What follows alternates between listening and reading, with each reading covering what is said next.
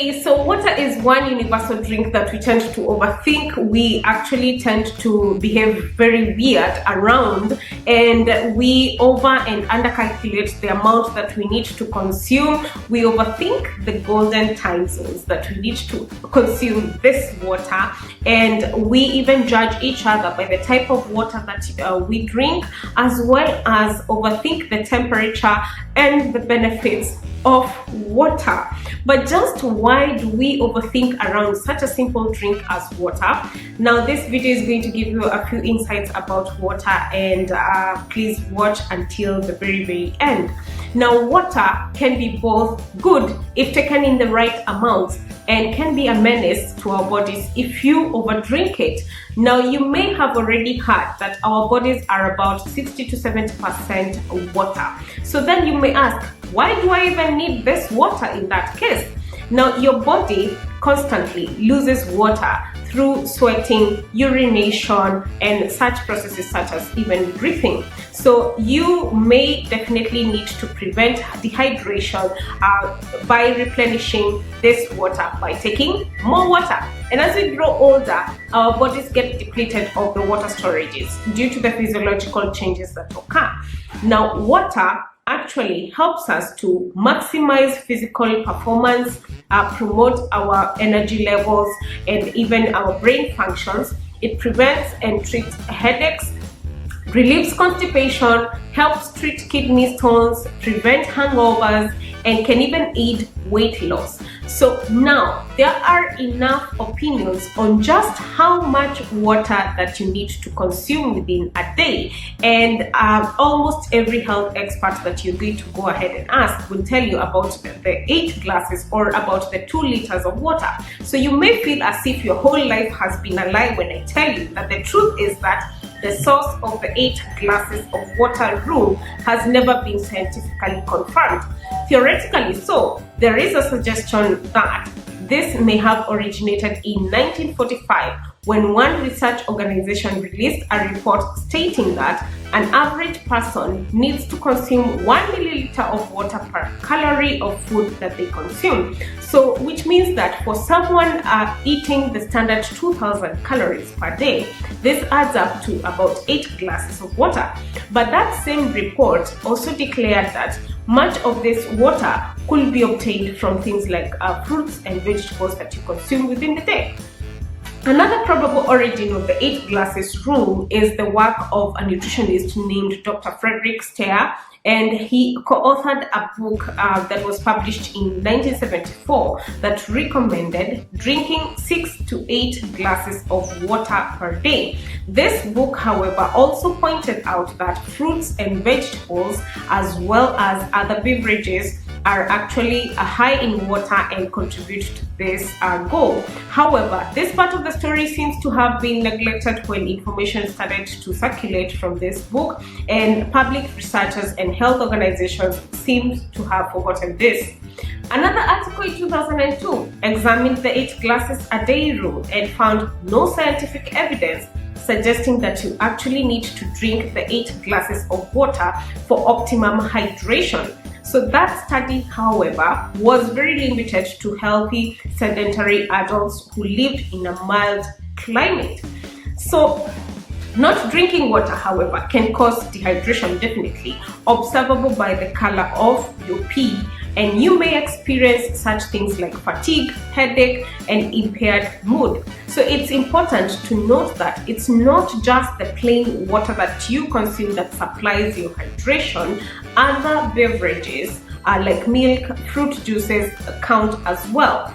So how much water then you need to drink is truly dependent on several things, and it depends from one person to the other. So you are liable to get an average of about 20% of your water from the food you consume, and the rest of the 80% from the liquids that you drink. So this includes the plain water. So in a nutshell, most of the global recommendations are about 11.5 cups a day for women and 15.5 cups a day for men. So this is inclusive of the teas, the coffees, the juices, and so on. So you might need more water than the other person depending on several other factors. One is where you actually live. So you will need more water in hot, humid or dry areas, or if you live in mountainous areas or even high altitude areas. The other thing that you need to put in mind is your diet. So if you drink a lot of coffee and other caffeinated beverages in your day, you might lose more water by frequent urination. So you will likely also need more water if your diet is very high in salty, spicy, sugary foods and so on. So you also need more water if you don't eat a lot of hydrating foods that are high in water, like fresh or cooked fruits or vegetables as well. Now, the other factor would be the temperature or the season. So you need more water, of course, in warmer months than the cooler months. So due to, of course, the perspiration levels. Your environment also contributes to this, because if you spend more time outdoors in the sun or hot temperatures or in a heated room, you might feel much thirstier, much faster.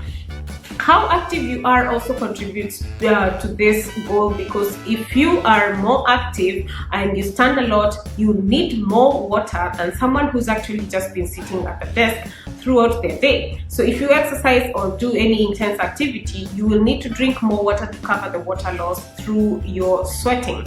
Your health is another factor. So if you have an infection or a fever, or if you lose fluids through vomiting or diarrhea, you will need to have more water during your day. So if you have a health condition like diabetes, you will also need more water, as well as if you are taking some medications such as diuretics, you would need to replenish more water.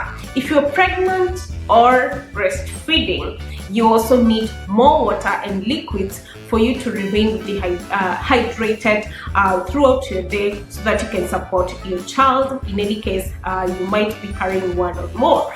Now, your age is another factor. The only solid guidelines available to guide you on how much water to drink based on your age are US-based age and gender-specific adequate intakes for water.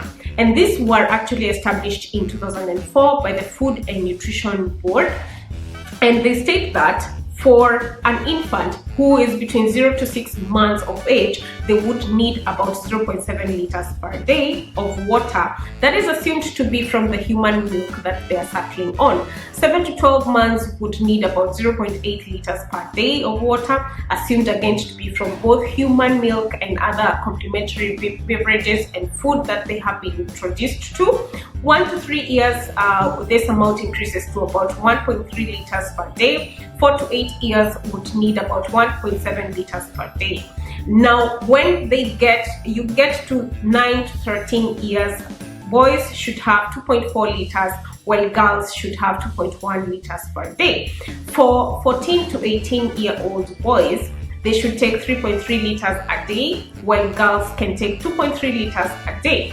Now, between the ages of 19 to 70 years old, men should have 3.7 liters a day, while women should consume about 2.7 liters per day.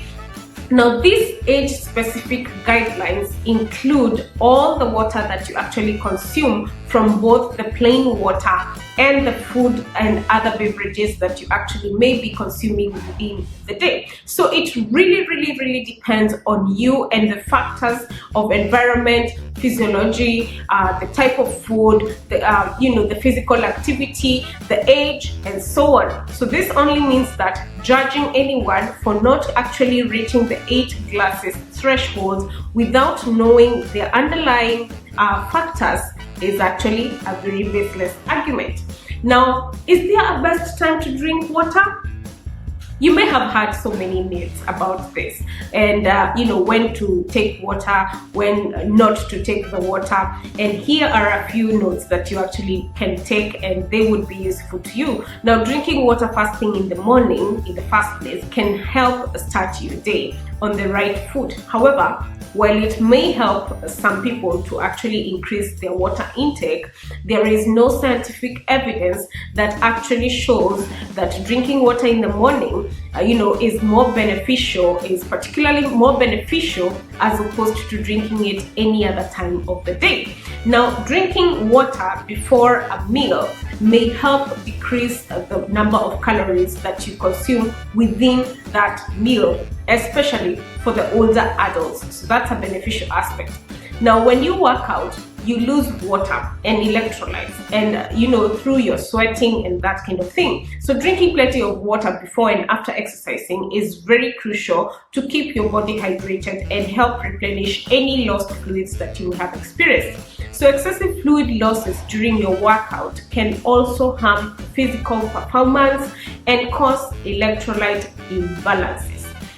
So it is recommended to drink water or an electrolyte drink after exercising to help replace any lost fluids and optimize your performance and recovery process after your exercise. Now, although very uncommon, water can also be very, very harmful to your body. So drinking too much water can cause a condition known as hyponatremia that can disrupt your body's sodium levels and fluid balance. And this can cause serious side effects such as headache, confusion, fatigue, seizures, coma, and even a death. So therefore, instead of drinking large amounts of water at once, it's very important to space out your water intake during the day to stay hydrated. So try setting like a timer to remind yourself to drink water at regular intervals, and you can also keep a glass of water or a bottle of water in hand throughout your day to help you reach your goals. There is little direct research, however, into the benefits of hot versus cold water. So drinking hot water is considered safe and can be a good way to actually make sure that you stay hydrated throughout the day. Now, getting into the habit of drinking hot water, for instance, can be an easy way to start your day. And you can start the day with a cup of boiled water that has been left to cool for a while. And if you're like not a tea or coffee drinker, try hot water with lemon. And now you might ask, how about the type of water to drink? There are several types of water that you will find out there in the market. Now, from the tap water, mineral, spring, glacier, sparkling water, carbonated, distilled, purified, flavored, infused water, alkaline water, well water, and the list is actually endless. Now, not all water is created equal. So with some being very cheap and providing more nutrients than others, whichever you actually choose, whichever is your preference, always ensure that you are staying hydrated. Always listen to your body. It tells you when you're hydrated and when you're dehydrated. So I hope this video has been helpful to you. So please comment down below. Tell me your experience with drinking water. How many glasses do you drink per day? So subscribe. Also check the description box below for a nutrition program that I will be starting on the 1st of February. And until next time,